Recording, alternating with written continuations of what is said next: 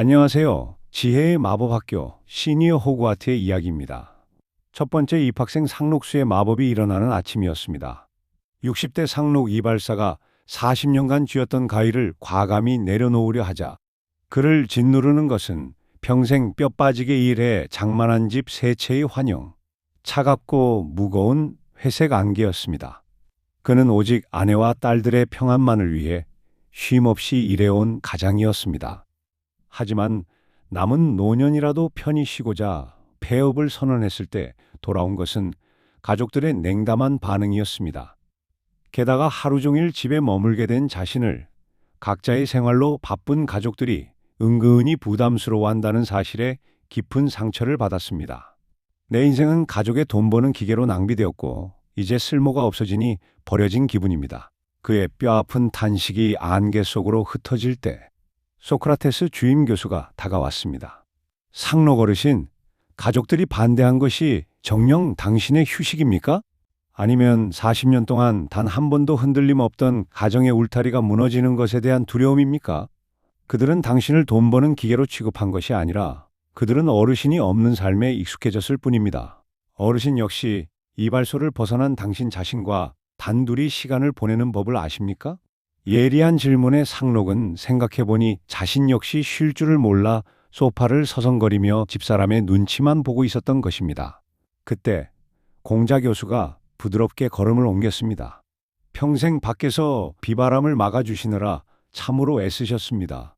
하지만 어르신, 서로 엇갈린 40년의 생활 방식을 하루아침에 맞출 수는 없는 법입니다. 가족의 품으로 억지로 파고들려 하지 마십시오. 지금 당신에게 필요한 것은 가족의 위로가 아니라 오롯이 당신만을 위해 쓸 수 있는 스스로의 즐거움을 찾는 것입니다. 위로의 손마디가 미세하게 떨리던 상록에게 소크라테스 교수가 은빛 가위를 쥐어주었습니다. 가위 끝에는 영롱한 은빛 광채가 피어올랐습니다. 사각, 40년 묵은 가위가 허공을 가를 때마다 가족에 대한 서운함과 쉬지 못하는 불안감이 툭툭 잘려나갔습니다. 거친 안개 너머로 상록만을 위한 눈부신 온실 정원과 작은 목공소가 나타났습니다. 평생 잊고 살았던 자신만의 시간과 취미를 창조하는 진정한 쉼터였습니다. 존재는 낭비되지 않는다. 내 굳은 살 박인 두 손은 이제 남의 머리를 깎는 대신 온전히 나의 남은 삶을 아름답게 다듬는 데 쓰일 것이다. 상록의 얼굴에 시원한 미소가 번지려는 찰나 소크라테스 교수가 한 걸음 더 다가왔습니다. 어르신, 이발의 진정한 완성은 덥수룩한 머리를 잘라내는 것에만 있습니까? 아니면 남은 머리카락들이 비로소 조화로운 형태를 이루는 데 있습니까? 저 짙은 안개 너머에 무엇이 남았는지 가위로 한 번 더 길을 열어보시지요. 상록이 다시 가위를 놀리자 투명한 거울 같은 막이 펼쳐졌습니다. 그 안에는 가족들의 진짜 속마음이 비치고 있었습니다.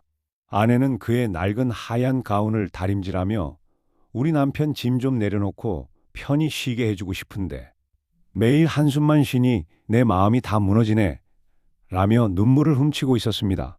아빠가 집을 팔자고 하셨을 때 우리가 반대한 건 아빠의 희생을 당연하게 여겨서가 아니잖아. 평생 일만 하신 아빠가 갑자기 모든 걸 잃어버리고 삶의 의미까지 놓아버리실까봐 너무 무서웠던 건데 아빠는 우리가 아빠를 짐스러워한다고 오해하시는 것 같아 마음이 아파.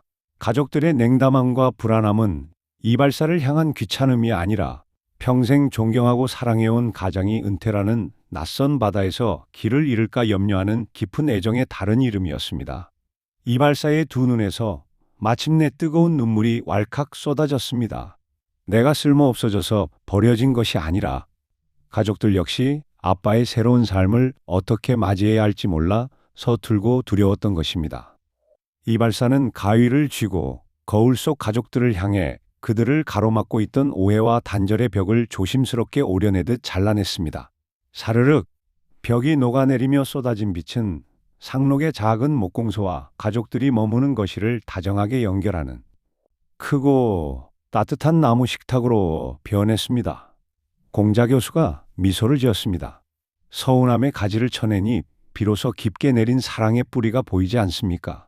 나만의 쉼표도 중요하지만 그 쉼표들이 모여 가족이라는 하나의 아름다운 문장을 완성하는 법입니다. 어르신이 새로 깎아 만든 이 식탁에서 이제 가족들과 함께 새로운 삶의 질서를 조각해 보십시오. 이제 상록은 눈치를 보는 아버지가 아닙니다. 아침에는 자신만의 온실에서 꽃을 가꾸고 오후에는 그가 직접 만든 나무 식탁에 둘러앉아 아내와 차를 마시며 주말에는 딸들과 은퇴 여행을 계획하는 새로운 시간의 주인이 되었습니다. 소크라테스 교수는 커다란 눈을 껌뻑이며 부드럽게 웃었고 공자 교수 역시 깊은 존경에 고개를 끄덕였습니다. 40년 묵은 가위가 엉킨 오해를 자르고 마침내 찬란한 자유와 온전한 쉼표로 피어난 순간이었습니다.